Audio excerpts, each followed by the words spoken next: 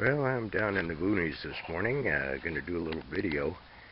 A couple of weeks ago I was at a gold show and ran into Red Wilcox, who invented the golden sand, and I apologized to Red. I apologized for not showing any videos of me using his golden sand products, basically because we were running dry stream beds for a long time, and now that the water's running, we will go ahead and do a quick video on the golden sand.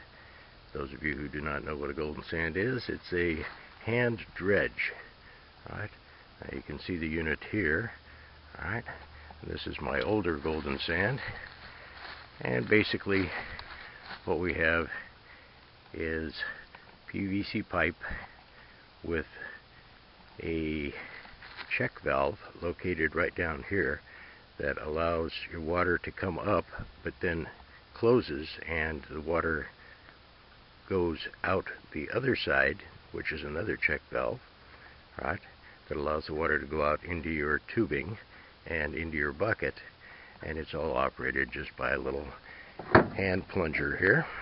Alright, basically the unit works like a charm, and when you are out moving materials and you come to a hole or a crack or a crevice or something that you need to remove the material from, why, this is the go-to tool.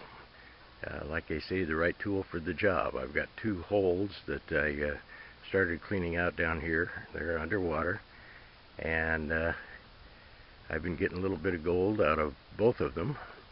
So now I'm going to really clean them up, and I'm going to use the golden sand to do it. So let me get organized down on the creek, and we'll have a little golden sand demo.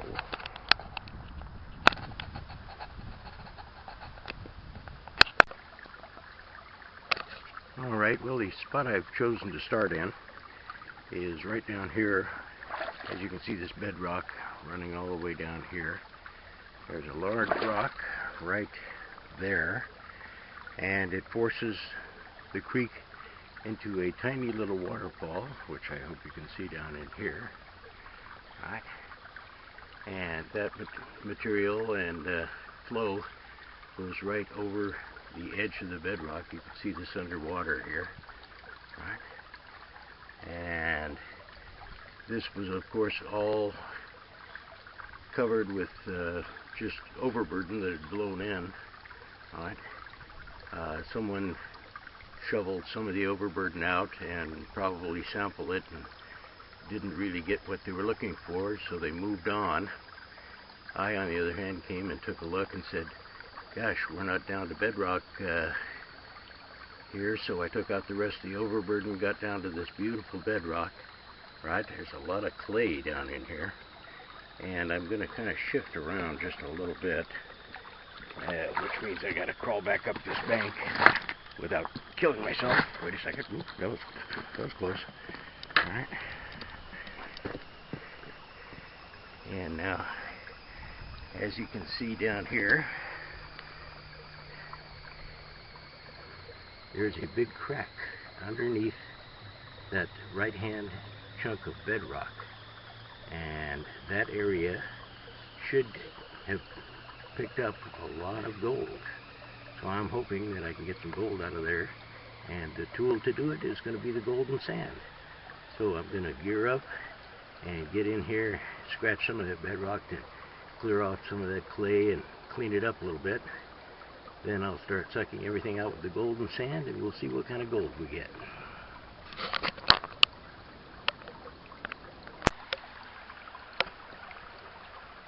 Alright, well, I'm putting the door cap back on here to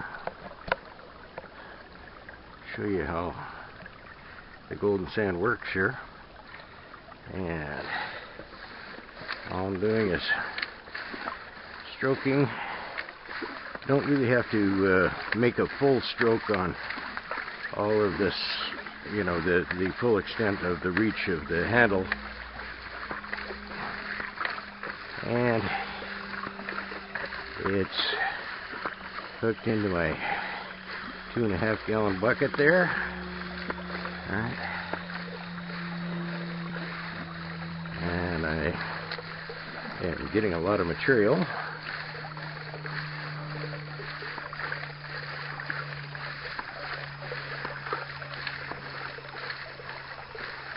Trying to get back down in the bottom of that crack we know is down there. There's a whole lot of clay down in here. And what I did is I set up 2 California sluice box drop rifle sluices to give me a little extra run in case any clay balls start going down when I'm processing my material here.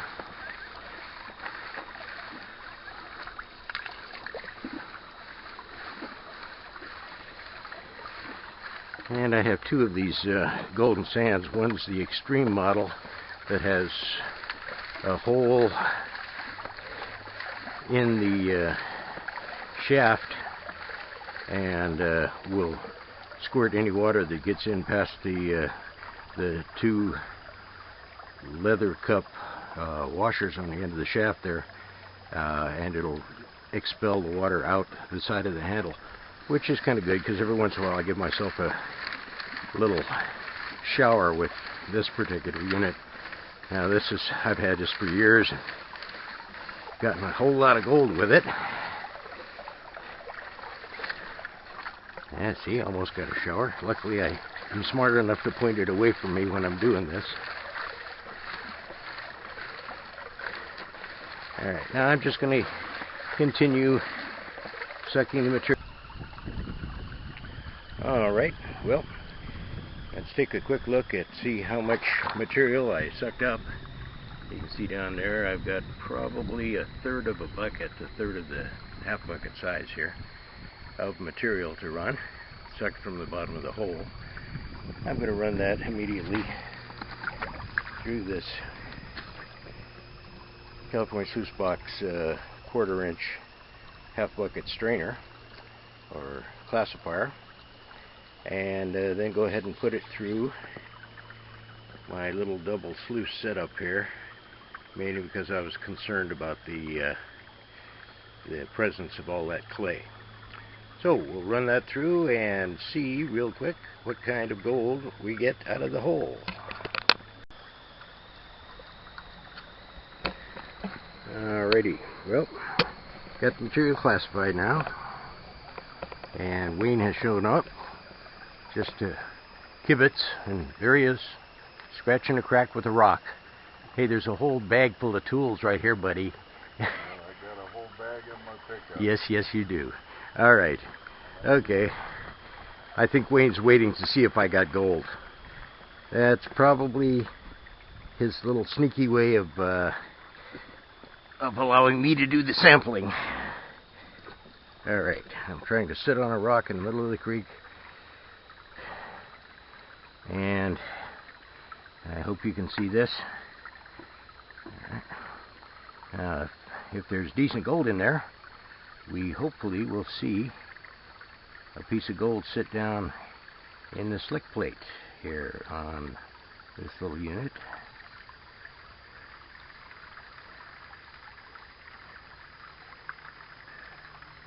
But I got a fairly good flow going through the top of the top sluice here, so I can keep a decent flow on the bottom one. I'm going to shift this over a little bit. Alright, okay. I'll just take a couple minutes of video of running the sluices, because unless something sits down, it's really boring to sit there and watch a sluice run. Okay, one more spoonful, and I haven't seen any gold yet, but that doesn't mean it's not there. It just means I haven't seen it. These sluices work on the drop ripple action, which means that as the water flows across here, it fluidizes all of the material in each of these riffles. Now, gold being 18 times heavier than water will immediately drop to the bottom of one of those riffles, and that's how a drop riffle sluice works. Okay, and unless I see some gold coming up here in a moment, I'm going to turn the video off, and we'll come back to it here in a second when I finish up.